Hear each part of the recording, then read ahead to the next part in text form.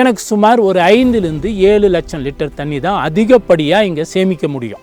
ஆனால் இந்த மாதிரி ஒரு மழைநீர் வாய்க்கால் அந்த காணையோடு சேர்த்து இருக்கிறதால இந்த 1 அடி விட்டமுள்ள குழாய் மூலமாக நான் ஒவ்வொரு வருடமும் 1 கோடி லிட்டருக்கு மேலாக அந்த நீரை செறிவூட்டம் செய்கிறேன்.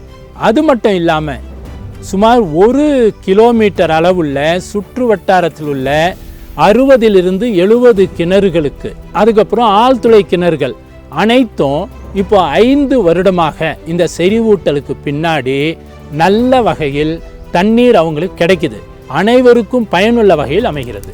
அதை இந்த மாதிரி நான் செறிவூட்டுவதால் முதலில் 1200லிருந்து 1400 வரை இந்த டிடிஎஸ் லெவல் இருந்தது. ஆனால் இப்போ படிப்படியாக குறைந்து சுமார் 450லிருந்து 500 வரை இந்த டிடிஎஸ் தன்மையானது குறைந்துள்ளது. கற்கள் போட்டு மேலே 3 வகையான ஃபில்ட்ரேஷன் வடிகட்டிகள் போட்டு அதுக்கு மேலே மணல் பரப்பி அதில் கொண்டு வந்து தான் தண்ணியை விடுறோம். ஆனால் உலகத்திலேயே மிக சிறந்த RO வடிகட்டி என்பது நிலமும் பூமியும் தான். 5 வருடமாக மழை இருந்தாலும் இல்லாட்டியும் 24 மணி நேரமும் எனக்கு தண்ணீர் கிடைக்குது. இந்த ஒரே ஒரு சின்ன பகுதியிலிருந்து மட்டும் 2 டிராக்டர் அளவுள்ள எனக்கு அந்த வண்டல் மண் கிடைக்குது. அதை அப்படியே நான் சுரண்டி பக்கம் இருக்கிற என்னோடய தோட்டத்து நிலத்துக்கு காய்கறி விளைவிக்கிறதுக்கு எல்லாம் உரத்துக்கு பதில் பயன்படுத்திக்கிறேன். நாம் தண்ணீரை எடுப்பது மட்டுமே குறிக்கோளாக கொண்டுள்ளோம். ஆனால் கொடுப்பது இல்லை என்றால் தண்ணீர் எப்படி வரும்? வணக்கம், நமஸ்காரம். எனது பெயர் சங்கர். இந்த ஸ்ரீ பண்ணை மல்லுப்பட்டி, பாலக்கோடு வட்டம், தருமபுரி மாவட்டம், தமிழ்நாட்டில் அமைஞ்சிருக்கு. நான் இயற்கை விவசாயத்துடன் இந்த நீர் சேகரிப்பு, நீர் மேலாண்மை, கழிவு நீர் மேலாண்மை, இது கல்லூரிகள் மற்றும் வணிக வளாகங்களில் கழிவு நீரை இயற்கை முறையில் சுத்தம் செய்து அதனை எவ்வாறு பயன்படுத்துவது, செடிகளுக்கு பயன்படுத்துவது அப்படின்ற ஆலோசனையை நான் கொடுத்துட்ருக்கேன்.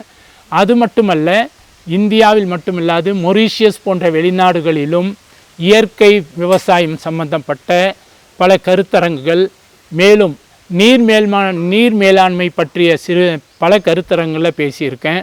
நீர் மேலாண்மையில் டேம் கட்டுறது அதுதான் முக்கியம்னு நினைக்கிறாங்க. என்னை பொறுத்த வரைக்கும் பெரிய பெரிய அணைகள் கட்டுவதை விட இது மேக்ரோ இல்லாமல் மைக்ரோ மேனேஜ்மெண்ட் வாங்க. சிறு சிறு விவசாயிகளும் சிறு நீர் சேகரிப்பு மையமாக செயல்பட வேண்டும். அப்பொழுது தான் நீரை அதிக அளவில் சேமிக்க முடியும். ஆழ்துணை கிணறுகள் ஒரு இயற்கைக்கு அதிக அளவு உகந்தது இல்லை என்றாலும் நாம் அதில் என்ன பண்ணுறோன்னா நீரை மட்டும் உறிஞ்சி எடுக்கிறோம் தவிர அதற்கு மழை நீரையோ வேறு வகையிலையோ அதில் மறுசுழற்சி செய்து அதற்கு தண்ணீர் அனுப்பாதது தான் மிகப்பெரிய குறை. அந்த வகையில் பார்த்தால் நமது பண்ணையில் நாம் அமைத்துள்ள அத்துணை ஆழ்துணை கிணறுகளையும் சுற்றி சுமார் குறைந்தபட்சம் 10லிருந்து 20 அடி அகலம் நீளத்தில் 10லிருந்து 12 அடி ஆழத்திற்கு குழிகள் அமைக்கிறோம். குழிகள் அமைத்துவிட்டு அந்த கேசிங் பைப் எனப்படும் குழாயில் சுமார் 200 முதல் 300 ½ இன்ச், அரை இன்ச் உள்ள துளைகள் போடுகிறோம். அவற்றை சுற்றி நமது நைலான் கொசு வலையை 3 சுற்று சுற்றி கட்டிவிடுகிறோம்.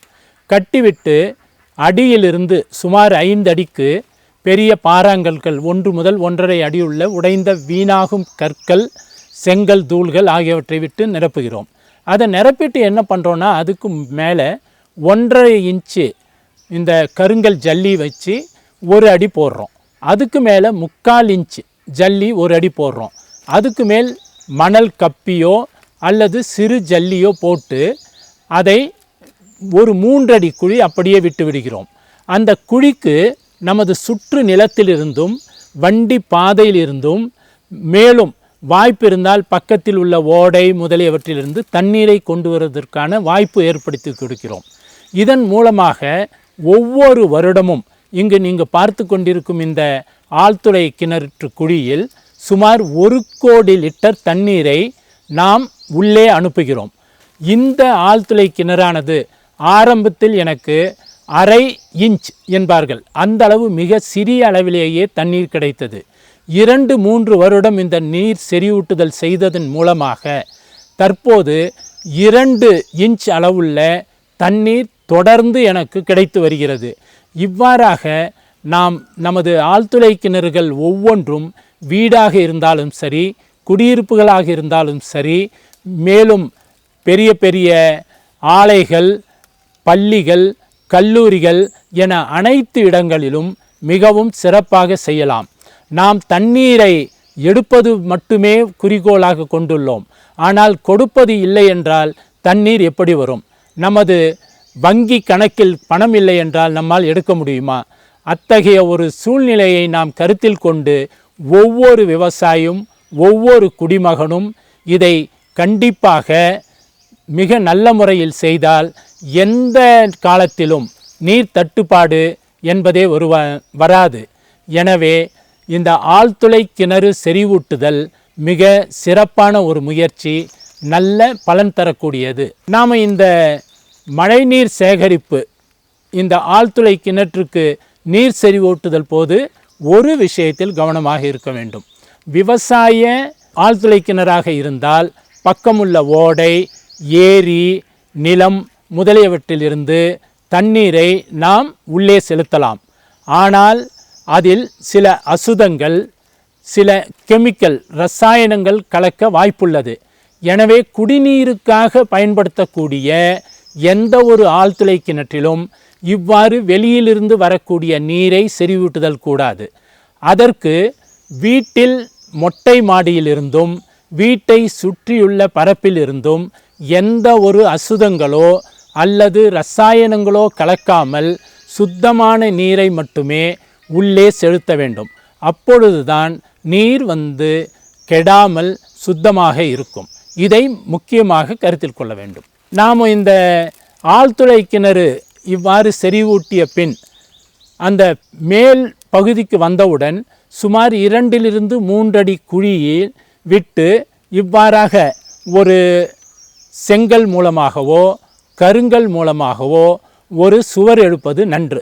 நமது வீடுகளில் இவ்வாறாக இட அமைப்பு இல்லை என்றால் நமது சிமெண்ட் தொட்டி கிடைக்கும், ரிங்கும்பாங்க, சிமெண்ட் ரிங். அந்த 2.5 அடி 3 அடி ரிங்கை வைத்து அதை உள்ளே இறக்கி அதை ஒரு மூடி போட்டு மூடிவிட வேண்டும். எதற்காக என்றால் சுற்றுப்புறத்திலிருந்து வரக்கூடிய வண்டல் மண்ணோ அல்லது மழைக்காலத்தில் ஏற்படக்கூடிய மண் சரிவுகளோ சரிந்து அந்த குழியை மூடி நமது ஆழ்துளை கிணறை மூடக்கூடிய அபாயமும் உள்ளது, நீர் பிடிப்பும் கம்மியாக உள்ளது. எனவே இதையும் கருத்தில் கொண்டு செய்வது மிகவும் நலம் பயக்கும். இப்போ நாம் இந்த போர், இந்த ஆழ்துளை கிணறு செறிவூட்டுறோம். இங்கே நீங்கள் பார்த்தீங்கன்னா தெரியும், பார்த்தீங்களா, ஒரு சாய்வு தளம் அமைச்சிருக்கோம். இந்த சாய்வு தளம் எதுக்குன்னா நம்ம போர் சில சமயங்களில் ஒரு பழுதடைகிறதுக்கான வாய்ப்புண்டு, மோட்டாரோ இன்னொன்றோ. அந்த மாதிரியான நேரத்தில் அதை சரி பண்ணுவதற்காக வண்டி வச்சு உள்ளே கொண்டு போய் அந்த பைப்பெல்லாம் எடுக்க வேண்டியிருக்கும். அதுக்காக இந்த சாய்த்தளம் அமைச்சிருக்கோம். விவசாய நிலத்தில் பண்ணுறவங்க இந்த மாதிரி சாய்த்தளம் ஒன்று அமைக்கிறது நல்லது. அதனால் நமக்கு பிற்பாடு அது ஏற்படக்கூடிய சிரமங்களை தவிர்க்கலாம். அதுக்கப்புறம் இன்னொன்று பார்த்துருப்பீங்க, அங்கே ஒரு பெரிய 1 அடி 1.25 அடி விட்டமுள்ள குழாய் இருக்குது. அது பக்கம் ஓடக்கூடிய ஒரு ஓடையோடு இணைத்திருக்கிறோம். அந்த மாதிரி இணைப்பால் என்ன ஒரு அனுகூலம்னா, சாதாரணமாக என்ன ஆகும், இங்கே மழை பெய்யுது, இந்த மழை தண்ணியெல்லாம் கொண்டு வரோன்னா ஒரு வருஷத்துக்கு 700 மில்லிமீட்டர் மழை எங்கள் ஏரியாவில் இந்த இடத்துல பெய்யுதுன்னு சொல்கிறாங்க. ஆனால் அதனால் நான் ஒரு 4 ஏக்கரில் இருக்கிற நிலத்தை கொண்டு சேர்த்தினா, நீரை கொண்டு சேர்த்தினா கூட எனக்கு சுமார் ஒரு 5-7 லட்சம் லிட்டர் தண்ணி தான் அதிகப்படியாக இங்கே சேமிக்க முடியும். ஆனால் இந்த மாதிரி ஒரு மழைநீர் வாய்க்கால், அந்த பள்ளோம்போம், அந்த காணையோடு சேர்த்து இருக்கிறதால இந்த 1 அடி விட்டமுள்ள பைப்பு குழாய் மூலமாக நான் ஒவ்வொரு வருடமும் 1 கோடி லிட்டருக்கு மேலாக இந்த மழை நீரை இந்த வாய்க்காலில் போடுற ஃப்ளாஷ் ஃப்ளட்டு இல்லையா, அந்த நீரை செறிவூட்டம் செய்கிறேன். அந்த மாதிரி செய்கிறதால என்னுடைய போர் 750 அடி, இப்பொழுது 100 அடிக்கு மேலாகவே தண்ணீர் இருக்குது. அது மட்டும் இல்லாமல் சுமார் 1 கிலோமீட்டர் அளவுள்ள சுற்று வட்டாரத்தில் உள்ள 60 70 கிணறுகளுக்கு, அதுக்கப்புறம் ஆழ்துளை கிணறுகள் அனைத்தும் இப்போ 5 வருடமாக இந்த செறிவூட்டலுக்கு பின்னாடி நல்ல வகையில் தண்ணீர் அவங்களுக்கு கிடைக்குது. இந்த மாதிரி செறிவூட்டுவது நம்ம நிலத்துக்கு மட்டுமல்ல, சுற்று வட்டார விவசாயிகளுக்கும் ஒரு பொதுநல தொண்டாக நாம் கருதணும். இது அனைவருக்கும் பயனுள்ள வகையில் அமைகிறது. நாம் இந்த மாதிரி தண்ணீர், மழை தண்ணீர் உங்களுக்கு தெரியும், மிக சுத்தமான அருமையான ஆரோக்கியமான தண்ணீர். அதை இந்த மாதிரி நான் செறிவூட்டுவதால் முதலில் 1200 1400 வரை இந்த டிடிஎஸ் லெவல் இருந்தது. ஆனால் இப்போ படிப்படியாக குறைந்து சுமார் 450 500 வரை இந்த டிடிஎஸ் தன்மையானது குறைந்துள்ளது. எங்களுடைய தோட்டத்தில் உள்ள அனைத்து செடிகள், மரங்கள், காய்கறிகள் அவருடைய வளர்ச்சிகளிலும் நல்ல மாற்றங்களை நாங்கள் பார்க்குறோம். நல்ல முறையில் விவசாயம் மேலோங்குவதற்கும் இந்த மழைநீர் சேகரிப்பு திட்டமானது மிகவும் உதவியாக உள்ளது. நாம் ஒன்று நினைக்கலாம், இப்போ மழை பெய்யுது, நிலத்துலேருந்து கொண்டு வரீங்க, அது காற்றுலேருந்து வருது, அதில் இருக்கக்கூடிய அசுத்தங்கள்லாம் சேராதா, சேர்ந்து நாம் போருக்குள்ளே விடுறதெல்லாம் இன்னும் அது அசுந்தாகி ஒரு கெடுதலான கெட்டுப்போன தண்ணீராக மாறாதா அப்படிங்கிற ஒரு சந்தேகம் எல்லாருக்கும் எழுறது சகஜம். ஆனால் முன்ன நாம் ஒரு 30 வருஷத்துக்கு முன்னாடி என்ன பண்ணோம், கிணத்து நேரம் குடித்தோம். கிணத்து தண்ணி எப்படி வந்தது, பூமியிலேருந்து ஊறி அது வடிகட்டி வந்தது. அதனால் உலகத்திலேயே மிக சிறந்த RO வடிகட்டி என்பது நிலமும் பூமியும் தான். நாம் இங்கே என்ன பண்ணுறோம், 10லேருந்து 12 அடி குழி வெட்டியிருக்கோம். 20 அடிக்கு 20 அடி அந்த கற்கள் போட்டு மேலே 3 வகையான ஃபில்ட்ரேஷன் வடிகட்டிகள் போட்டு அதுக்கு மேலே மணல் பரப்பி அதில் கொண்டு தான் தண்ணியை விடுறோம். எந்த ஒரு இம்ப்யூரிட்டி, அசுத்தமான தண்ணின்றது கூட என்னாகும், அதில் தேங்கி அது படிப்படியாக அது வடிகட்டி அதுக்கப்புறம் அந்த நைலான் வளைங்கிறோம் இல்லையா, 3 சுற்றி இருக்கும், அது வழியாக வடிகட்டி ஆகி அதுக்கப்புறம் அந்த ஆழ்துளை கிணறுக்குள்ளே 700 அடிக்கு கீழே போய் இறங்குது. அப்போ ஓரளவு 90% மேல் அந்த அசுத்தங்கள் நீக்கப்படுகிறது. அது மட்டும் இல்லை, நாம் ஒவ்வொரு வருடமும் என்ன பண்ணுறோம், அது மேலே இருக்கக்கூடிய அந்த மேலே இருக்கிற துகள் மண் இருக்கிறியா, ஸ்லிட்டும்போம், அதையும் சுரண்டி எடுத்து சுத்தமாக வச்சுக்கிறோம். மேலும் விவசாயிகள் இன்னும் பண்ணணும்னா அந்த தண்ணீர் வரக்கூடிய பாதையில் அசுத்தங்கள் இல்லாமலும் எந்த ஒரு ரசாயன பொருட்கள் கலக்காமலும் பார்த்து கொள்வதும் ஒரு முறையாக கருதப்படுகிறது. இந்த ஆழ்துணை கிணறு செறிவூட்டுதல் நாம் குறைந்தபட்சமாக சுமார் 10,000 ரூபாயிலிருந்து 1,00,000 ரூபாய் வரை ஆகக்கூடிய அளவுக்கு தண்ணீர் வரத்து, நிலத்தினுடைய பரப்பு, அதுக்கப்புறம் ஆழ்துளை கிணறை சுற்றியுள்ள இடம், அதை பொறுத்து அமைக்கலாம். இதை 3 அடியிலிருந்து 30 அடி 40 அடி வரை கூட எடுத்து கொள்ளலாம். அதாவது சதுர அடியில் சொல்லணுன்னா 10 சதுர அடியிலிருந்து சுமார் 1000-1200 சதுர அடி வரை கூட செய்யலாம். இதற்கு குறைந்தபட்சமாக 10,000 ரூபாயும் அதிகபட்சமாக 1,25,000 ரூபாய் வரை செலவாகும்.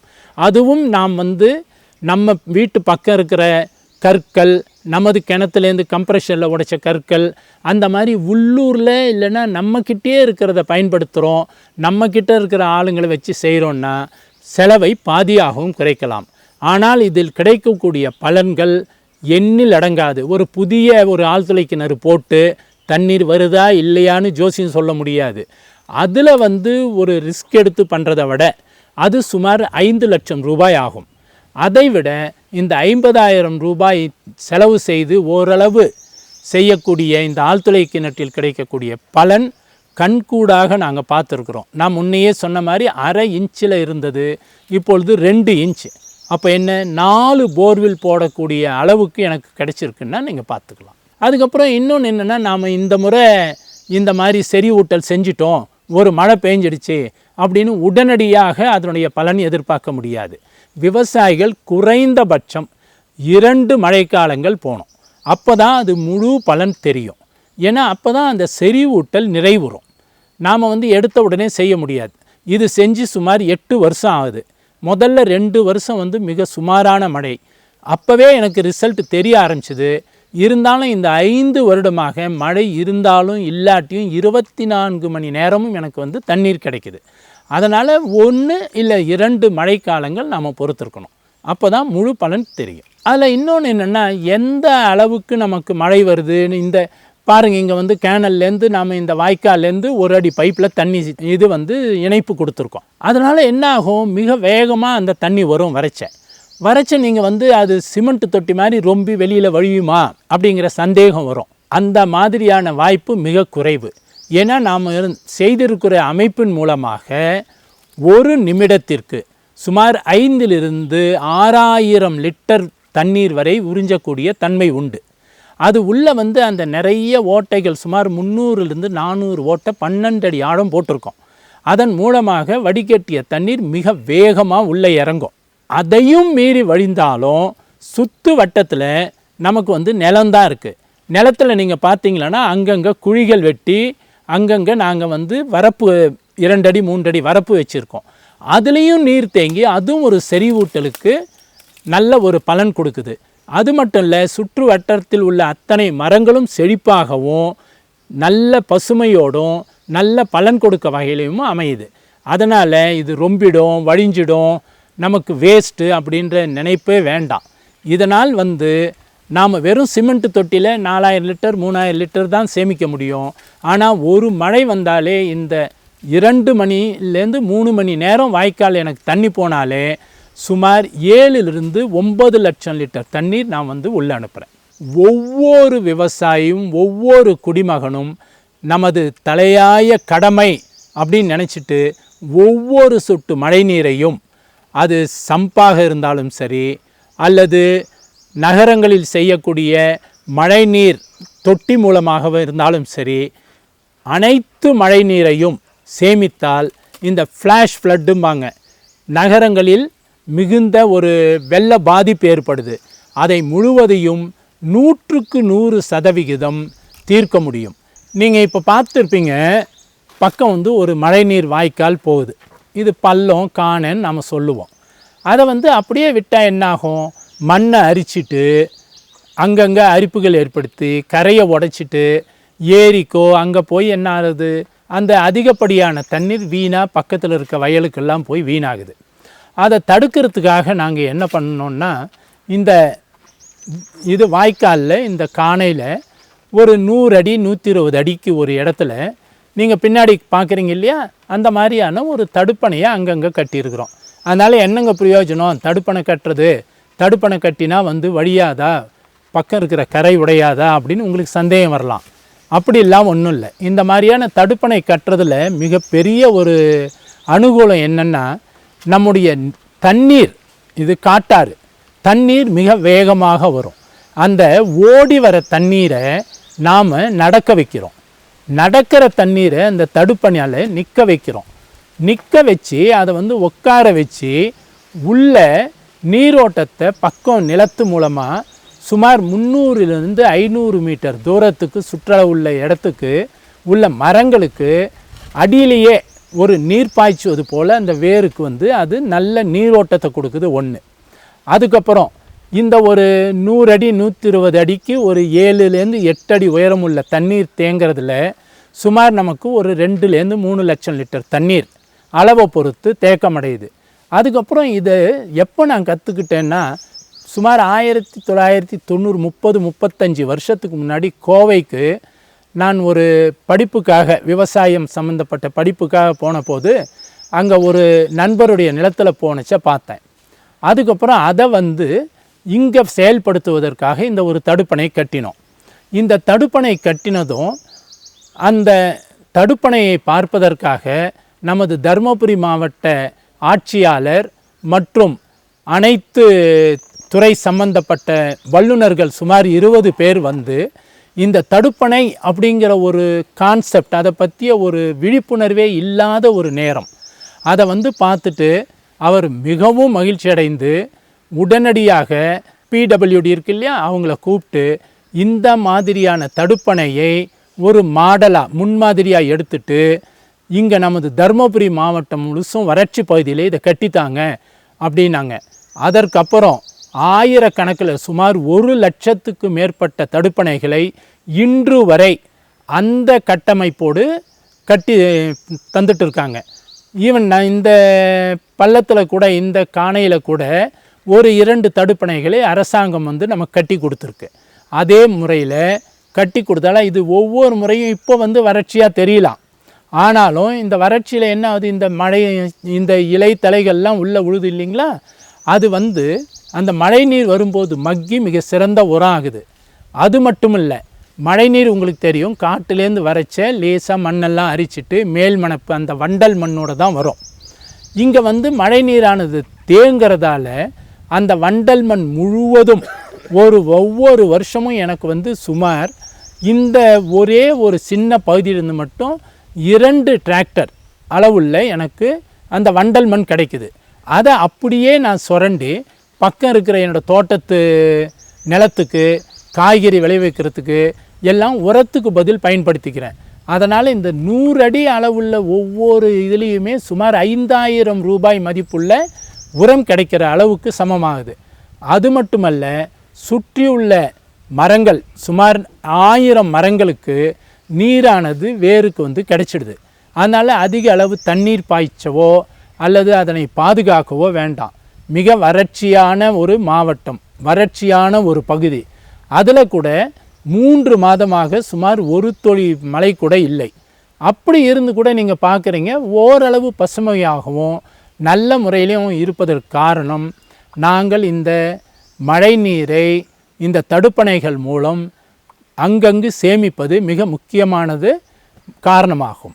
இந்த மாதிரி நாம் குழி எடுக்கிறச்ச இந்த ஓரத்திலலாம் நீங்கள் பார்க்கலாம் நிறைய மரங்கள் வந்து தென்படுது. அந்த மரங்கள் எதுக்குன்னா மண்ணரிப்பை தடுப்பதற்கு. நாம் வந்து இன்னொன்று யோசனை பண்ணலாம், எல்லா விவசாயம் இந்த மாதிரி செய்ய முடியுமா? என்கிட்ட 1 ஏக்கரா நிலம் இருக்குது, 1.5 ஏக்கரா நிலம் இருக்குது, அதில் இந்த மாதிரி ஒரு 5-10 சென்ட்டு வீணாக போகாதான். இது வீண் இல்லை. ஒன்று, நமது மின்சார தேவையை கம்மி பண்ணுது.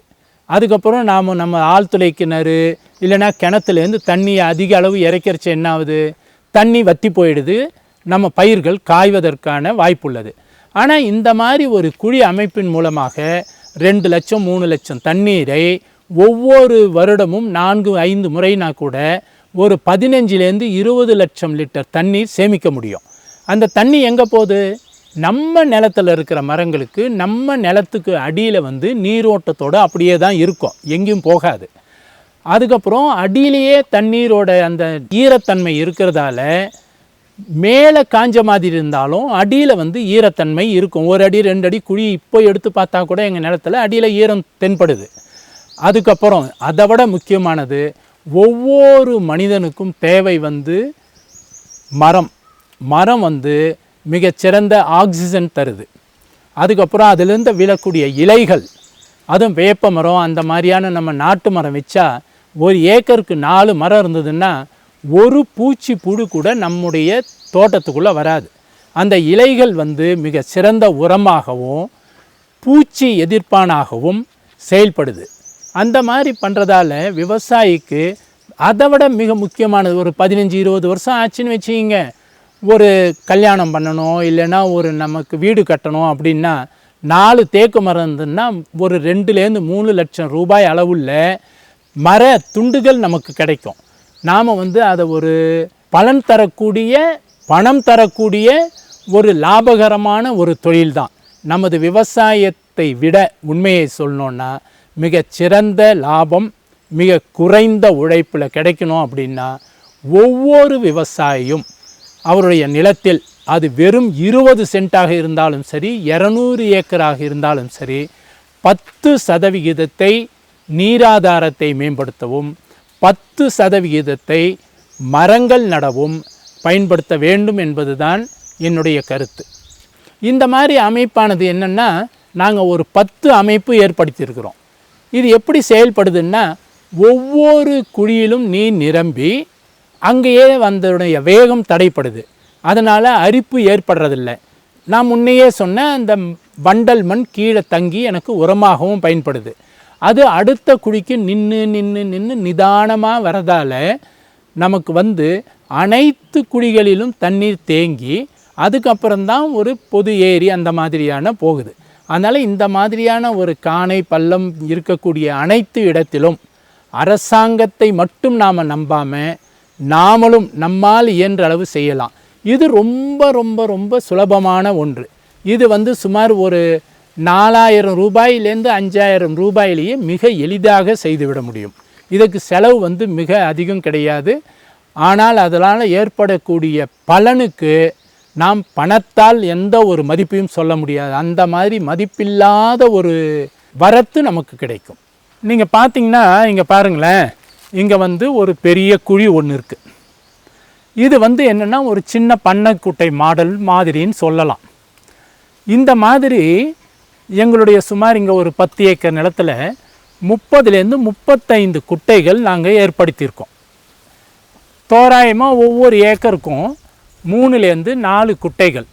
அதனுடைய அளவு ரவுண்டாக இருக்கணும், வட்டமாக இருக்கணும், சதுரமாக இருக்கணும், செவ்வகமாக இருக்கணும் அப்படிங்கிற எண்ணம் கூடாது.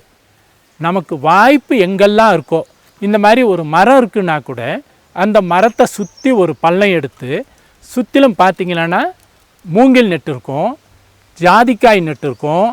இந்த மாதிரி பல வகையான செடிகள், நிழலில் வரக்கூடிய மரங்கள், செடிகள், பாக்கு எல்லாமே நடுறோம்.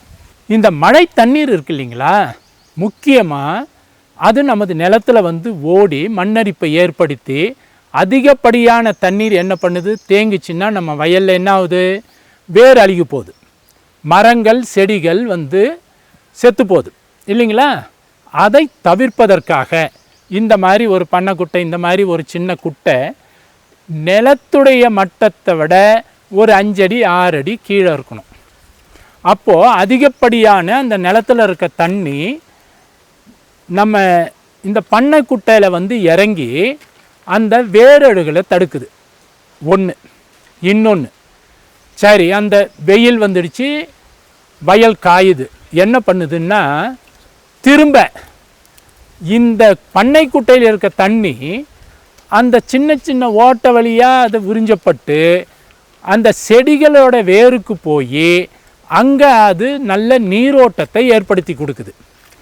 அதுக்கப்புறம் மிக பெரிய பண்ணைக்குட்டையை ஒரே ஒரு இடத்துல வெட்டுறதால என்னன்னா நமது நிலம் வீணாகிறதுக்கான வாய்ப்பு இருக்குது. ஒன்று, அந்த பெரிய பண்ணைக்குட்டைக்கு நீர்வரத்தை ஏற்படுத்தி தர முடியாமல் மேடு பள்ளங்கள் அமையலாம். ஆனால் அங்கங்கே இந்த மாதிரியான பண்ணைக்குட்டைகள் வெட்டுறதால அங்கங்கு நீர் சேமிக்கப்பட்டு பல இடங்களில் பரவலாக சேமிப்பதன் மூலமாக சுற்றி இருக்கிற மரங்களுக்கு அதே தானாகவே அடியில் ஈரத்தை கொடுத்து நீர் பாய்ச்சுற மாதிரி பண்ணிடுது.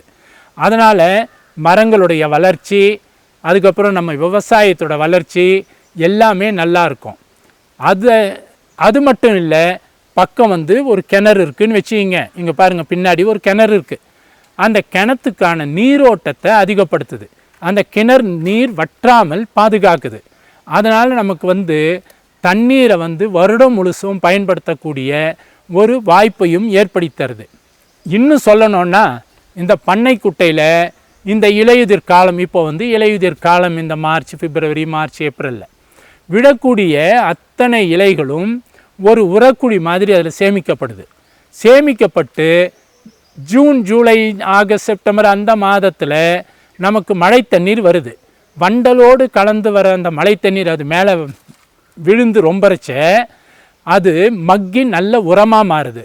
அது அங்கே இருக்கக்கூடிய மரங்களுக்கு மட்டும் இல்லாமல் அந்த உரத்தையும் நாம் எடுத்து பக்கம் இருக்கிற வயலுக்கெல்லாம் போட்டு பயன்படுத்திக்கிறோம்.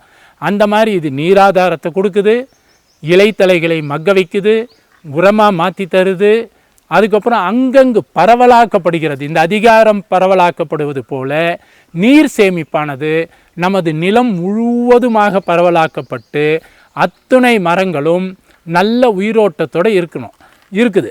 இதுக்கு ஒரு உதாரணம் சொல்லணும்னா, ஒரு 12-15 வருஷத்துக்கு முன்னாடி 2010லேருந்து 2014 வரை சுமார் 4 வருடம் இந்த மாவட்டத்தில் மழையளவு வெறும் 10-15% தான் இருந்தது.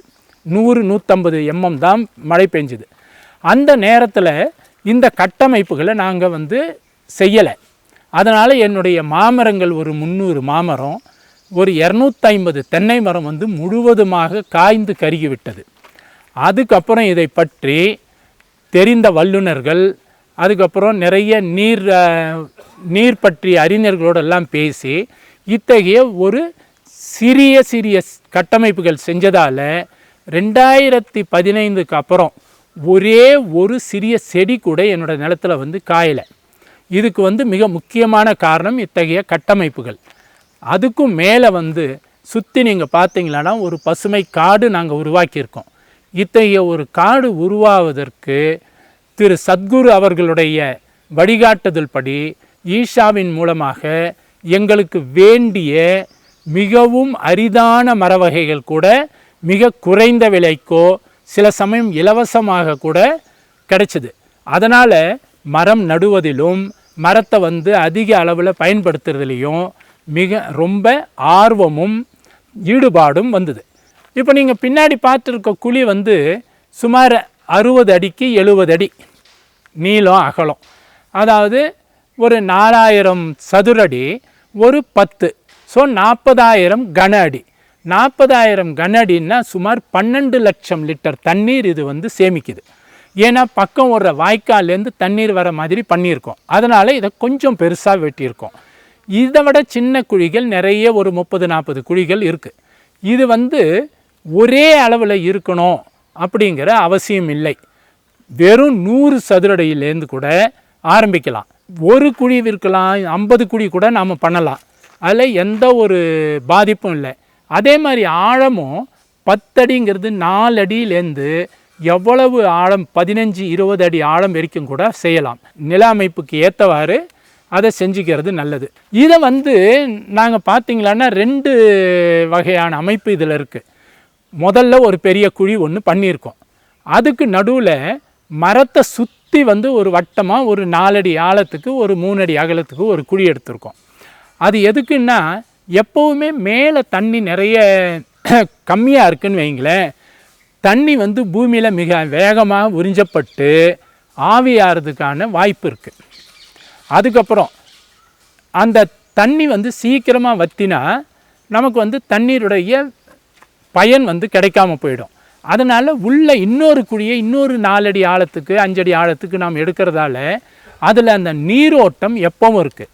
அந்த கீழே இருக்க குழியிலேருந்து இது பக்கவாட்டில் போக தண்ணீரானது பெரிய மரங்களுக்கும் அந்த மேலேந்து பக்கவாட்டில் போகக்கூடிய நீரோட்டமானது ஓரளவு 2-3 வருஷம் இருக்க செடிகளுடைய வேர்களுக்கும் பயன்பட்டு எத்தனை வயதான மரமாக இருந்தாலும் சரி, எவ்வளவு சிறிய செடியானாலும் சரி, அது காயாமல் அதற்கு வேண்டிய நீரை கொடுக்குது. இந்த பின்னாடி ஒரு அரச மரம் இருக்குது பார்த்திங்களன்னா, மிகப்பெரிய அரச மரம் தெரியும். இந்த அரச மரமானது 60 வயது 62 வயசு ஆகுது. இப்போது இந்த அரச மரம் மிக பிரம்மாண்டமாக வளர்ந்துருக்கு. நிறைய பேர் நாம் என்ன நினச்சிட்ருக்கோன்னா, இந்த அரச மரத்தோட பயன் ஆக்சிஜனை கொடுக்குது, இந்த அரச மரத்தால் நமக்கு மரப்பயன்கள் ஒன்றும் பெருசாக இல்லை அப்படிங்கிறதால விவசாயிகள் நிறைய பேர் இதை வளர்க்காமல் விட்டுடுறோம். ஆனால் உண்மை அது அல்ல. இந்த அரச மரம் ஒரு உதாரணத்துக்கு சொல்லணுன்னா, சுமார் ஒரு 10 வருஷத்துக்கு முன்னாடி மிக கடுமையான வறட்சி இந்த மாவட்டத்தில் எங்கள் பகுதியில் வந்தது. அந்த நேரத்தில் என்னாச்சுன்னா, சுமார் ஒரு 200 மாமரம் 200 தென்னை மரம் எந்தெல்லாம் காஞ்சி போச்சு. ஆனால் இந்த அரச மரத்தை சுற்றி இருக்கிற சுமார் 100-120 மீட்டர் இருக்கக்கூடிய மரங்கள் செடிகள் ஒன்று கூட காயலை.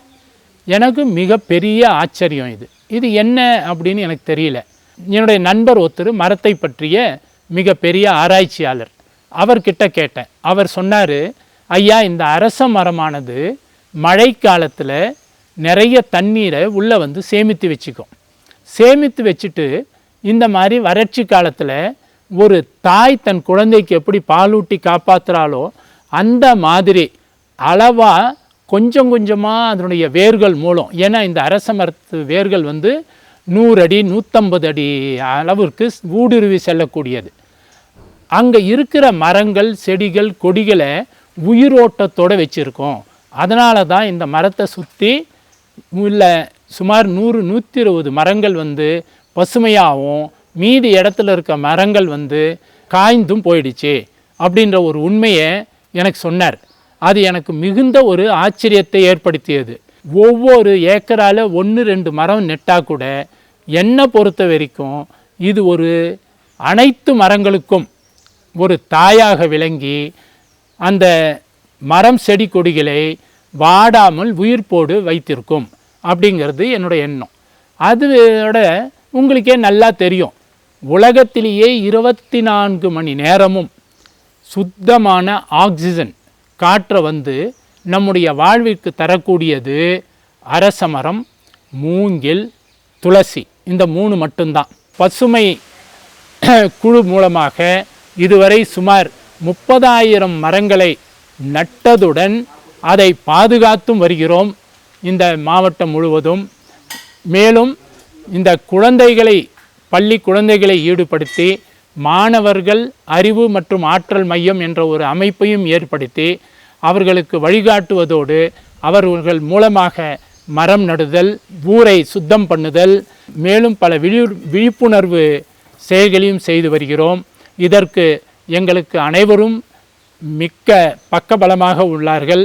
இந்த செடிகள் எங்களுக்கு தேவைப்படும் பொழுதெல்லாம் ஈஷா மூலமாக வேண்டிய செடிகள் கொடுத்து உதவுகிறார்கள்.